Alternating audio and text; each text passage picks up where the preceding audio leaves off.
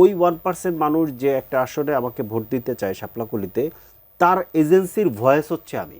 আমার তো এনসিপি আকারে আলাদা কোনো এজেন্সি নাই। যে মানুষগুলো আমাকে সমর্থন দিয়েছিল তারাই আমার এজেন্সি। সে যদি অন্য মার্কায় ভোট দেওয়ার মানুষ হতো তাহলে তো সে আমার কাছে আসতো না। 30টা আসনে যদি এনসিপি থাকে, 30টা আসনে শাপলাকলি থাকবে, 270 আসনে শাপলাকলি থাকবে না। একজন এনসিপির রাজনৈতিক কর্মী হিসাবে এই ব্যাপারটা আপনার কি কেমন লাগছে এখন? আমি তো এটা শুরুতেই বললাম যে আমরা যে কারণগুলোর মানে যে সমস্ত কারণগুলোর কারণে আমরা এই প্রতিবাদটা জানিয়েছি তার ভিতরে এটা অন্যতম একটা প্রধান কারণ যে অন্য অন্য আসনগুলোতে শাপলাকলির যে ভোটার তৈরি হয়েছিল ইতিমধ্যে, সেটা 1% হোক, একটা আসনে 1% ভোটার শাপলাকলিতে ভোট দিতে চায়।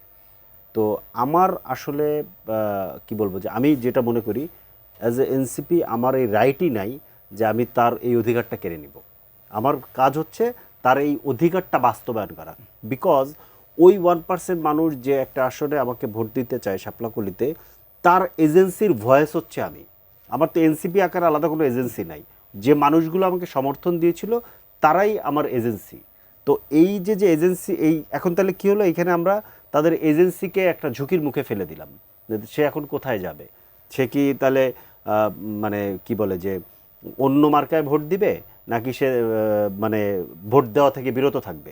এই যে যে জায়গাটা, কারণ সে যদি অন্য মার্কায় ভোট দেওয়ার মানুষ হতো তাহলে তো সে আমার কাছে আসতো না। অলরেডি তো এই মার্কাগুলো শেষ মুহূর্তে জোট করা মানে কি এনসিপি কেউ যেন স্বতন্ত্র না করতে পারে এমন কোনো কৌশল? না, স্বতন্ত্র না করতে পারা সেটা মানে স্বতন্ত্র চাইলেও কি বলে যে এমনি তো এটা কঠিন।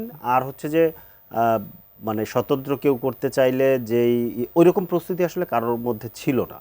তো এইটা আসলে এরকম কৌশল কিনা আমি আসলে এত ক্রুয়েলি বলতে চাই না। সো আমি জানি না, আমার ধারণা এটা তাদের আলাপ আলোচনার কারণে দেরি হয়েছে যারা এই প্রক্রিয়ার মধ্যে ছিল। সো এত রুটভাবে তারা দেখেছে এটা হয়তো বা না, আবার হতেও পারে, আমি শিওর নাই।